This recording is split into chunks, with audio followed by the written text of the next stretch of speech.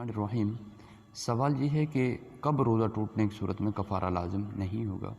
تو اس کا جواب یہ ہے کہ جب کسی شخص کو مجبور کر دیا گیا ہو کھانے کے لیے، اور مجبوری سے مراد شرعی مجبوری ہے کہ کسی نے کہا ہم تجھے قتل کر دیں گے یا تیرا عضو کاٹ دیں گے، تو اب اس نے مجبور ہو کر کھایا ہے تو صرف قضا لازم ہوگی، یعنی بعد میں وہ فقط اس روزہ رکھے گا، کفارہ ادا نہیں کرے گا۔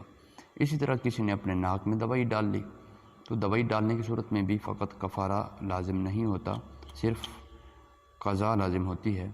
اسی طرح کسی نے مٹی، پتھر، یہ چیزیں کھا لیں جن سے لوگ گھن کھاتے ہیں تو اس سے بھی کفارہ لازم نہیں ہوگا۔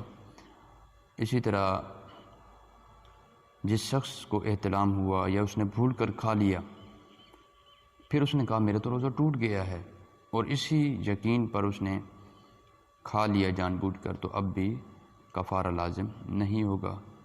اور بارش کا پانی منہ میں چلا گیا اور اس نے نگل لیا تو اب بھی کفارہ لازم نہیں ہوگا، فقط قضا لازم ہوگی۔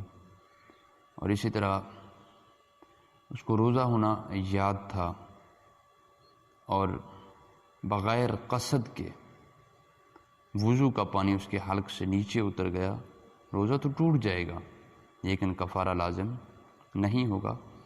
لیکن ہاں، اگر اسے وضو کرتے ہوئے روزہ دار ہونا یاد ہی نہیں ہے تو اب اس صورت میں روزہ نہیں ٹوٹے گا۔